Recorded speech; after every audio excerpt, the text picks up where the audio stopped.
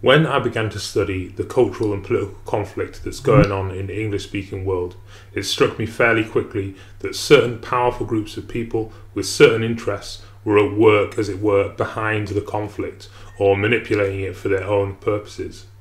I wanted to make a video pointing this out, but this would perhaps have taken on a tone of conspiracy theory, and certainly would have required me to make a variety of assumptions. In order to make this subject clearer, I thought it would be best to first briefly look at the powerful groups themselves. So, how can we define the power factions that operate at the top of our society? Are there any at all? Is politics and power simply represented at this level by, for instance, the nation states, Google, Microsoft, Shell, the media companies?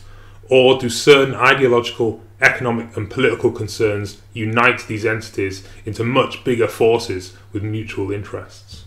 Until 1990, it was very clear that you could do this. You could identify two power factions, the Soviet Union and their allies, and the capitalist West and their allies. After the Soviet Union fell, the supremacy of the capitalist West was self-evident. Francis Fukuyama declared the end of history. What we may be witnessing is not just the end of the Cold War or the passing of a particular period of post-war history, but the end of history as such. That is, the end point of mankind's ideological evolution and the universalization of Western liberal democracy as the final form of human government. That Fukuyama's statement was premature has become obvious, but it was certainly true at the time that the two factions of comparable power have been reduced to just one. Since 1990, the elites of the capitalist West have been relatively unified in their mode of operations and ideology, certainly in terms of economy with neoliberalism, and to a lesser extent in terms of foreign policy with neoconservatism and policies towards the Middle East.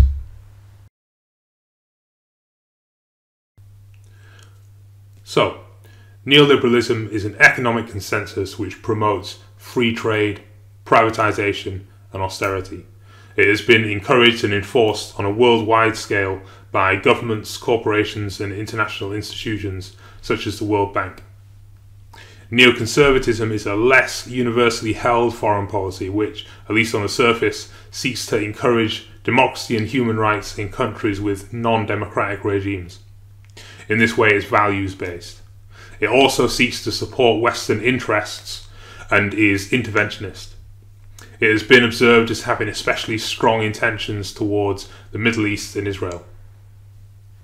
Also, these positions have been quietly supported by policies which are more or less pro-immigration and which promote the concept of multiculturalism. The ideas and practices of neoliberalism especially, combined with the effects of the huge technological changes the world has seen, was characterized, especially from the 1990s, as globalization. To quote Wikipedia, globalization refers to the free movement of goods, capital, services, people, technology and information.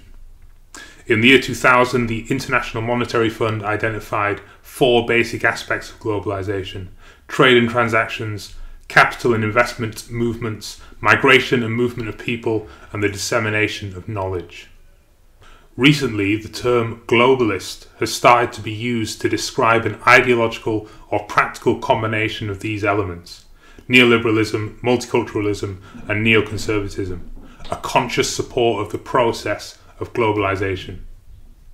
The word globalist has become politically charged due to its use by people on the new right to refer to the political and capitalist class that they want to oust from power.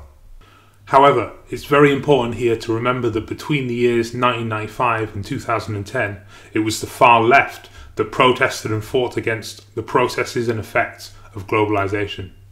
The left and right protesters have completely different goals, but they are generally referring to the same process and international class. As a generalization, the left was protesting against the effects of globalization on the Third World, and the right have been protesting about the effect of globalization on the West itself. Moving back to our central theme, we can conceive that the powers that once arrayed themselves against the Soviet Union and its allies, the Western governments, international organisations such as the EU and the World Bank, international capitalists, the military-industrial complex, etc., have, since 1990, generally arrayed themselves behind these policies and goals, with of course an infinite variety of intent and differing detail. To this extent, the use of the general term globalists to refer to these combined powers could be argued to be justified. The word is badly defined and politically charged, and you may disagree with my assertion.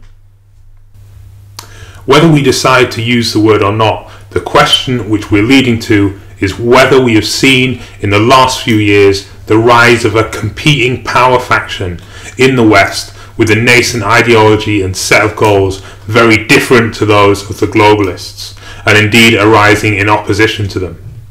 In fact, it is not my intention to decisively answer this question in this video.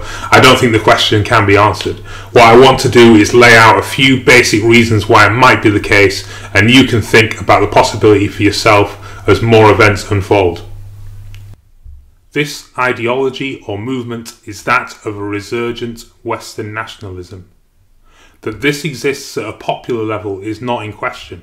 It is demonstrated clearly by the Brexit vote and the election of Donald Trump, along with 1,000 other less significant facts. Journalists a year ago were already clearly characterising it in the terms that we have described here. Let's call it the new nationalism, a bitter populist rejection of the status quo that global elites have imposed on the international system since the Cold War ended, and which lower income voters have decided understandably is unfair. Donald Trump specifically ran on a nationalist, anti-international elites platform, demonstrated very clearly by his closing campaign video. Our movement is about replacing a failed and corrupt political establishment with a new government controlled by you, the American people. The establishment has trillions of dollars at stake in this election. For those who control the levers of power in Washington, and for the global special interest, they partner with these people that don't have your good in mind. The political establishment that is trying to stop us is the same group responsible for our disastrous trade deals, massive illegal immigration, and economic and foreign policies that have bled our country dry. The political establishment has brought about the destruction of our factories and our jobs as they flee to Mexico, China, and other countries all around the world. It's a global power structure that is responsible for the economic decisions that have robbed our working class, stripped our country of its wealth, and put that money into the pockets of a handful of large corporations and political entities. The only thing that can stop this corrupt machine is you. The only force strong enough to save our country is us. The only people brave enough to vote out this corrupt establishment is you, the American people. I'm doing this for the people and for the movement, and we will take back this country for you, and we will make America great again. This new nationalism would theoretically be strongly anti-immigration and would seek to protect national, economic, political and cultural interests. A resurgent industrial and manufacturing economy is often associated with it. It is often characterised as having traditional cultural overtones that resist the progressive left social policies of the previous decades. Racial politics are never far away when it is discussed, both by its opponents and often by its proponents.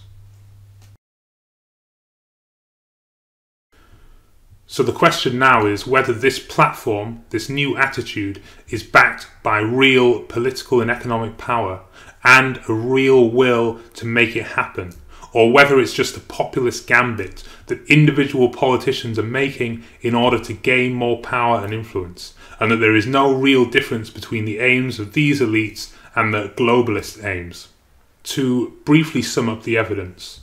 Firstly, we have the campaign platform as summed up by the preceding video.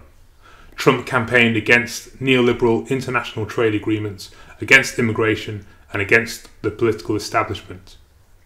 Secondly, we have the fact that Trump's campaign was opposed by much of the Republican Party establishment. Further, that it was not supported by the Koch brothers.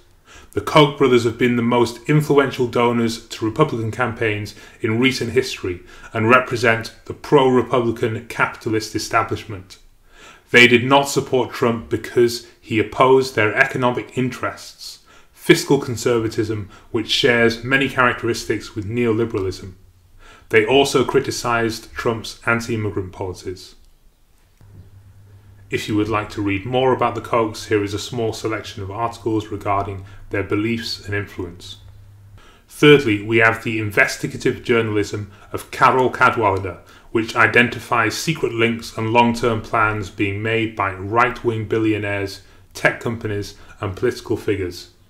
Their aim is implied to be a nationalist political revolution in the UK and the US.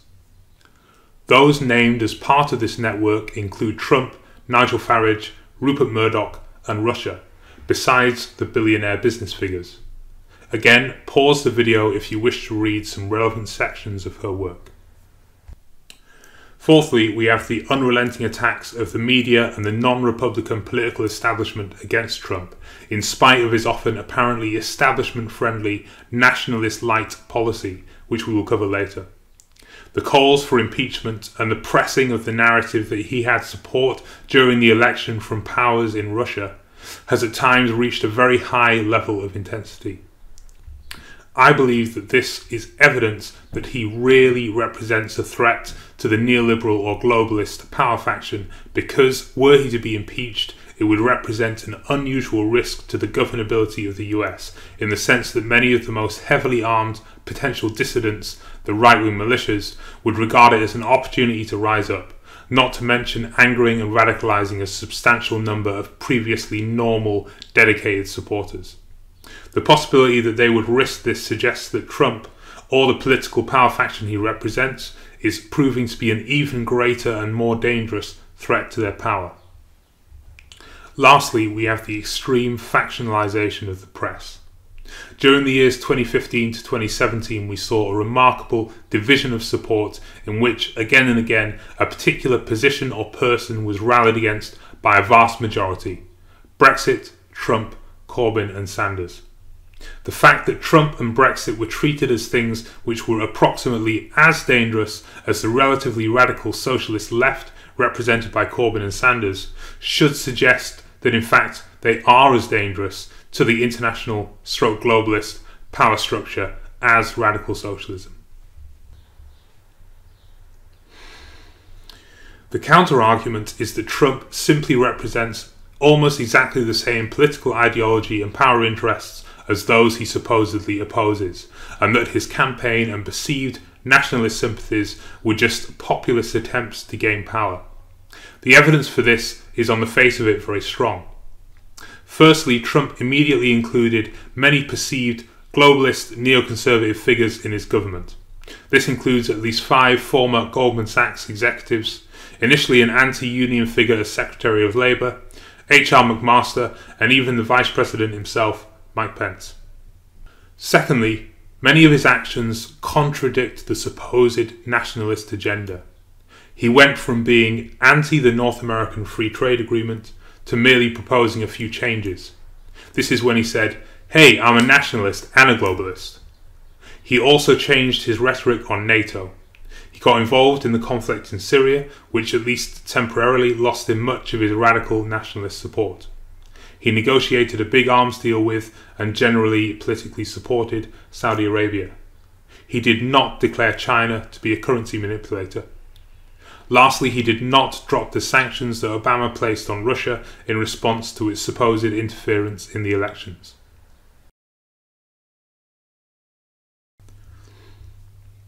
Possible explanations of this situation should centre on Trump himself on the one hand and the potential nationalist faction behind him on the other. The first explanation is simply that he is a true populist, that he did not believe strongly in his platform but perceived a part of the national mood and appealed to it as a way to gain power. Secondly, that he is being pragmatic, that he has strong beliefs one way or another, but is compromising with those forces he perceives he needs to compromise with. Note that under this explanation, the beliefs may be nationalist or internationalist. The pragmatism may represent a compromise either way, although nationalist is of course arguably more likely, unless there is another motivation behind the move. This has been suggested by some writers to be a will to join the international capitalist class that he may have felt he was not a part of. And thirdly, that he is just a fairly weak or influenceable figure with few real beliefs or attachments, and that he is being guided and manipulated by factions within government and within his team. This last point is perhaps the strongest explanation besides the easiest option of a mix of all the above, and it leads us on to the nationalist faction behind Trump. This faction is commonly supposed to be headed by Stephen Bannon. We know far less about their actual actions, as we cannot know which actions of Trump and the American government under Trump represent their will and which do not. The possible theories about their long-term will and intentions could be: 1. Firstly, that they are populist and simply wish to gain some power or influence for themselves by using a nationalist platform and are not dedicated to it. Secondly, that they are somewhat nihilistic, that they may to some extent hold to nationalist ideals but do not truly have the will or care enough about that cause to follow it through in any meaningful way, or that they are irresponsible and are using hardly thought out ideas harmfully without caring about any consequences. Thirdly, that they are playing a long game and wish to gradually increase their influence and the strength of their faction over a number of years. This assumes that their current position is fairly weak. This is the most likely explanation over its intuitive opposite, point 4, which does not seem likely at all, that they are a truly powerful, unified force in government and that the actions of Trump and the US government really represents their goals. Now, these points are the closest to a conclusion I can go at this point, without producing a much longer study. However, even a cursory look at whether the nationalist faction is real or not helps us to become more aware of a very important aspect of the current political and cultural conflict being played out on the media and on the internet. This is simply that this struggle may represent at least two ideological factions that are in conflict, and that these factions in turn represent vast amounts of power, money and political interests. Further, that the power level of these factions is not in any way the same. To the extent that the opposition to the nationalist agenda or faction is powerful or all-pervasive within the media, this may well reveal the integrity of the intentions of that agenda and faction, and the truth of that faction's critique of their opponents. Furthermore, let's say the observer of these interactions in the media is at all sympathetic to the nationalist agenda or at all opposed to the globalist or international capitalist agenda.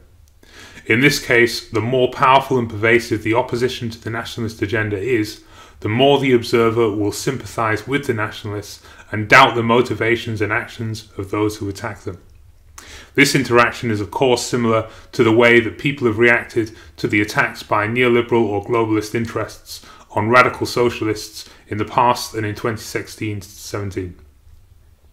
Indeed, some of Bernie Sanders' supporters, Sanders was to an extent pushed out of the race for the Democratic nomination by the Democratic establishment, voted for Trump instead of Clinton in the 2016 election.